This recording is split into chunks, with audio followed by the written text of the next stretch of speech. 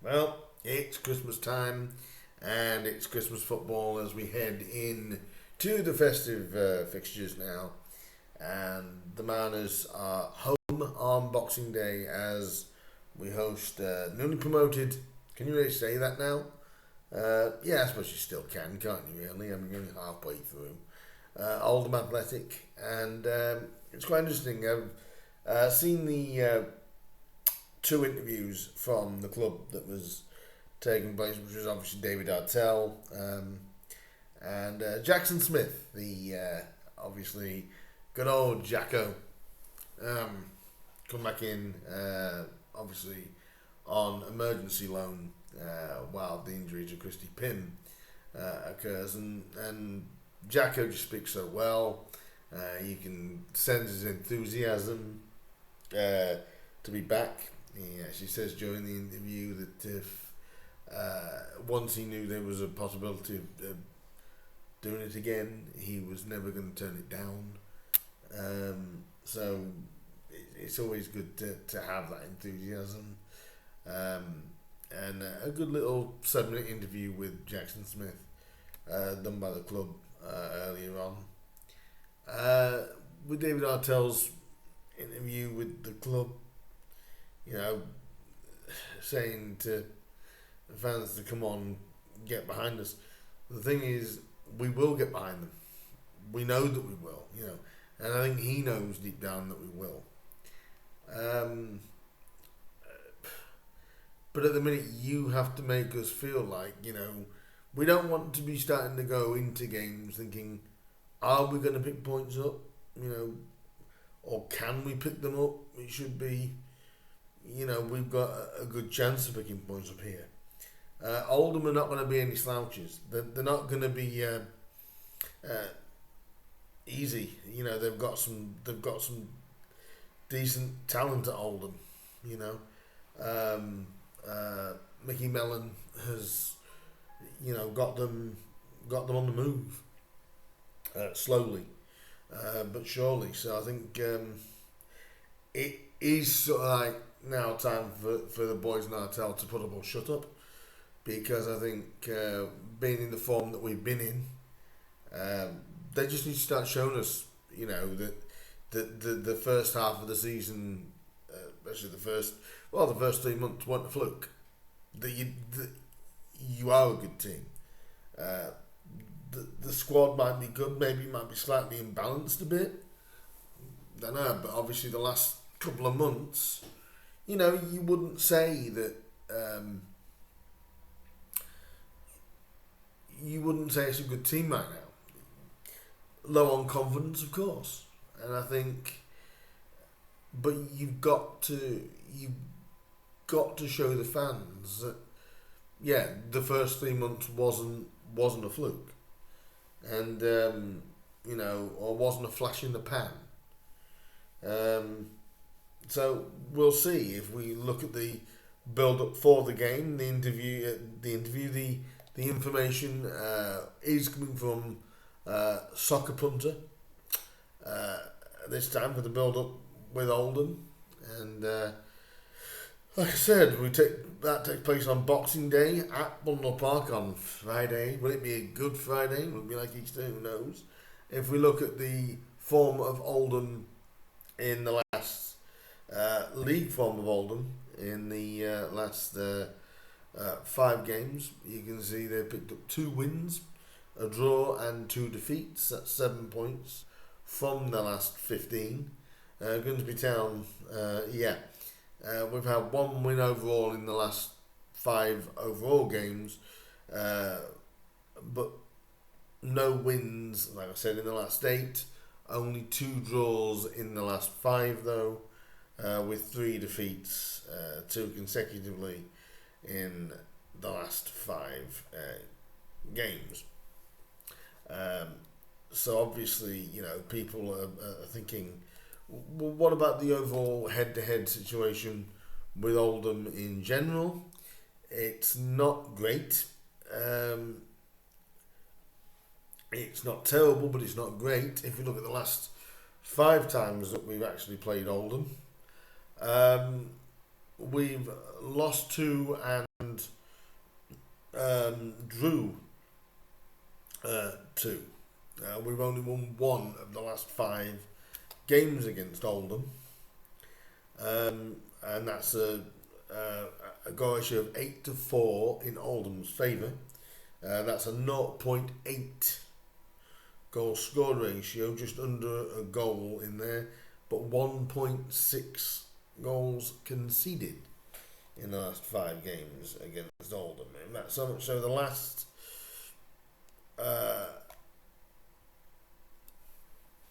few times that we played Oldham, going back to 2018, this is, Oldham won the first 2 back in 2018-19, 3-0 win for Oldham there, and a 2-0 win at Boundary Park as well in March of 2019. We did get a draw just before COVID ended everything at Oldham. Obviously the game in the April didn't take place, but the last 2 times that we played Oldham was in the lockdown season, where there was obviously no fans there. But the 2 results then were a 0-0 draw here in December. I believe that was the game just before Paul Hurst got rehired, and then a 2-1. Grimsby did win 2-1 at Oldham in the 24th of April of 2021. One of the fleeting pluses of that horrendous season, which Grimsby in the end suffered relegation to the National League for a second time. But obviously Oldham, they've come down, they've come back up, and it was a fantastic. I watched the playoff final with Oldham last year. I'm buzzing for them, absolutely buzzing for them, to see. They were the first Premier League side really that had ever played in non-league, because people forget in the first season of the Premier League, Oldham were in it, so they were, and to see them struggling the way they were, and then they got, their owner who really cares about the club, and obviously then getting Mickey Mellon in, which got them over the line in the end for promotion. It was such a pleasing day for their fans, and it was great to see. So, they're not the most dynamic team at the moment, but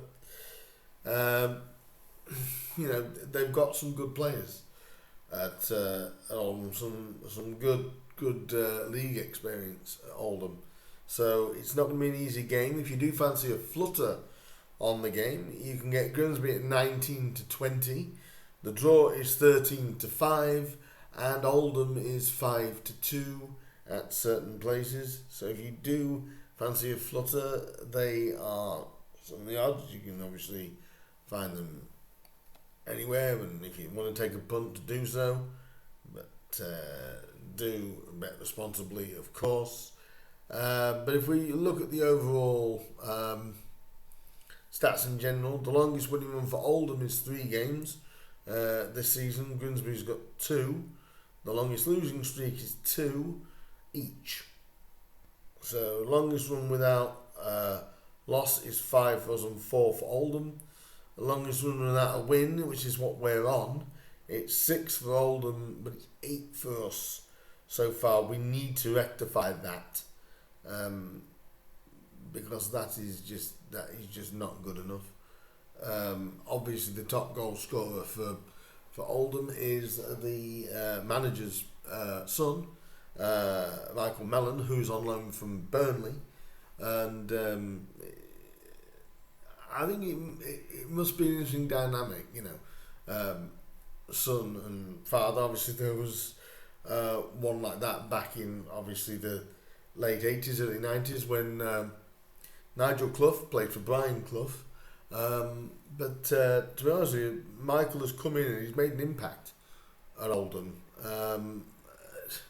And he's shown as well, alongside some of the other players they've got. You know, big defender in Manny Mont is also at Oldham. Obviously former league experience with Walsall. And,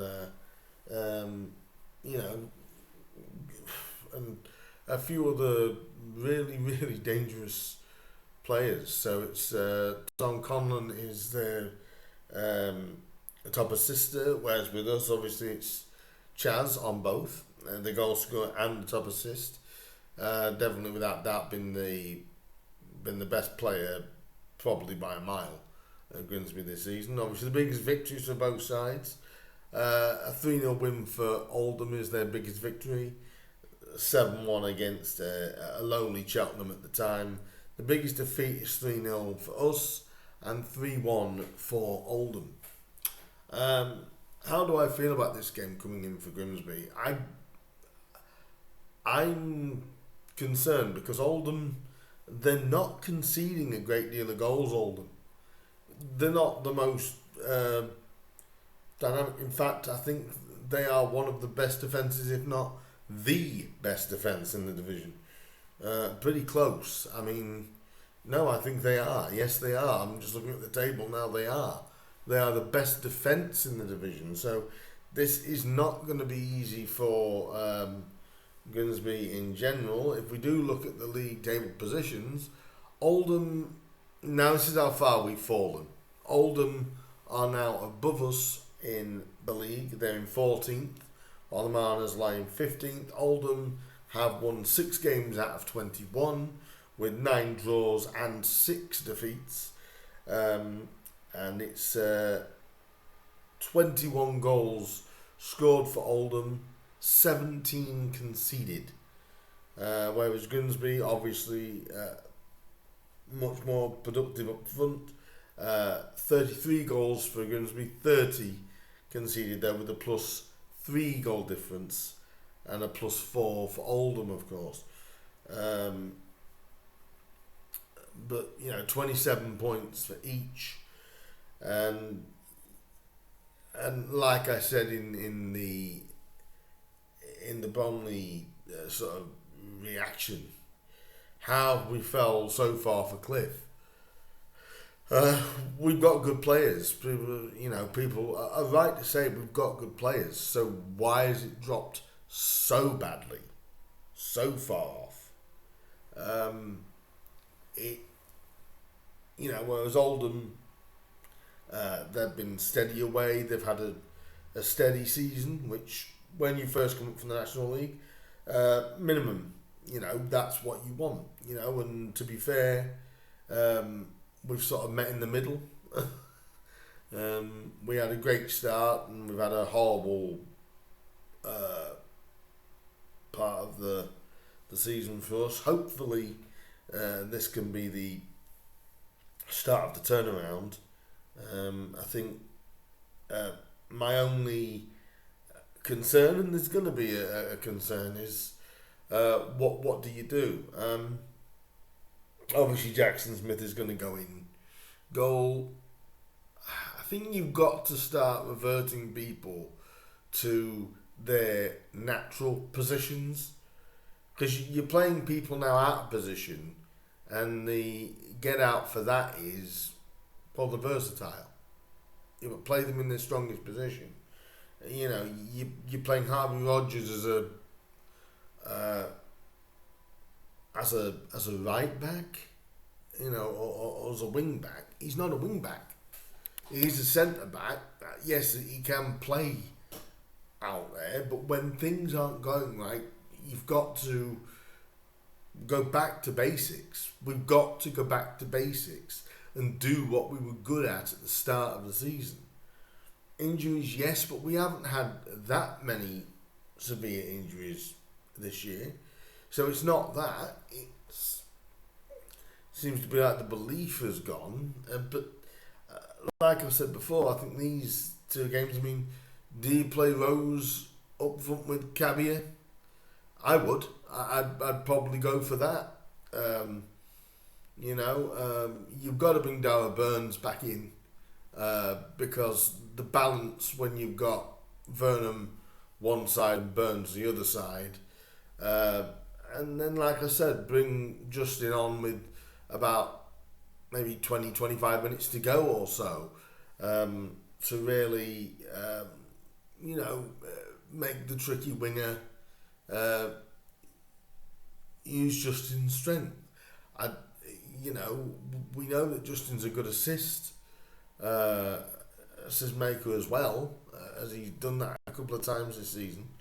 But I think you've got to go Dar Burns and Charles Vernon. I think obviously George McEachran is always going to go over Geza, but I can see George playing one and not the other because I can see Geza Toure either getting Oldham or I can see him coming in for Shrewsbury. I don't think George will play all four. Well, he definitely won't play all four. I can see. I think George may play this one due to we need the result, and I think you'll see Geza on the 29th against Shrewsbury. I think we've got the options, but I think now the players have to answer our questions as well as Artell. Why have we had such a drop off? Everyone's saying that we're not a bad side, but I think you've got to play to up top because I said this to a friend the other night as well. We are not Kabia overall. Kabia is not an up front on his own striker. And I think if you are going to go that way, play Rosenham up top. That's the way to go. Jackson Smith and get everyone in their most comfortable position. Kieran Green and Evan Corey I think are going to be the middle two. And I think George will be in that line defensive middle role. I think so for me, I think Jackson Smith, I think it'll be Harvey Rogers, it'll be Doug Tharm. I think it will probably. I don't think it'll be Sam Lavelle. I think he'll come out. I think Reece Stoughton could come back in for that. Really, I think we'll have the midfield obviously of George McEachran, Kieran Green, Evan Corey, and obviously Burns and Vernon. I'd like us to see him go Rose and Cabia, but I think he probably will probably keep Cabia up because he's got the mobility that obviously Rosie hasn't got. But to me, you've got to play somebody alongside Cabia. So, but we'll see what he does. I think that'll more or less be the 11 that he goes with. There might be a couple of surprises. Who knows? I think the bench won't be much different to what it was at the weekend against Bromley. And what do I think about results? What do I think about the result? I think it's not about performance. This game is not about performance for Grimsby. This game is about result and result only. I don't care if it is scrappy and we get a 1-0. I don't care if it's lively and it's a 4-3, a 5-0 or whatever. We just need to get a result. We need to start showing that confidence again because, we have got some good players here. They obviously are going through a confidence dip, but it's a long dip, and that's why I've said I have no problem with people questioning Artell. I don't blame people. I think you've got every right to question him. And listening to his pre-match with the club, he doesn't build you with a lot of confidence. But these next 4 games for the club in general are huge. We need to get, as my old man would say, back on the horse, and we've got to start showing again who Grimsby was at the start of the season. That's fans included. Whatever our opinion is now, by kick-off on Boxing Day, it's all in it together. It's right. We're going into battle with the boys, and that's what we will do. That's what I'm going to be at Blundell Park for. Am I happy with the form at the moment? No, I don't know one Grimsby fan that is. I think it's important that we start to lay a marker down to go, Grimsby a sort of back in business, but it's not about performance. I would rather us have less of the ball and score more and be better defensive than I would see us be gung ho. But we shall see what gets done. So, but what's the score? Like I said, I don't know, because I think Oldham are known as I class them more as the draw specialist this year. I mean, Oldham have drew 9 games this season. No, not 9 games. They drew 6 games. Sorry. No, they haven't. They drew. I am right. They drew 9 games. They've actually lost less games than us, so they are kind of like the draw specialists in League 2. Really, I'm sure coming here they'd take anything. They'll want the win, of course, obviously, but like I said, they've got that threat of Michael Mellon, which he knows where the net is, so we have to be aware of him and of the threats that Oldham have got. This is a tough one, because I think Artel needs a result like what I'm going to say, because if he doesn't get it and he gets anything other than a win, the pressure will start to build on him. There's no getting away from that. I saw that stat, which I believe I mentioned in the Bromley thing, but actually on our form in the last 10 league games, we're third bottom.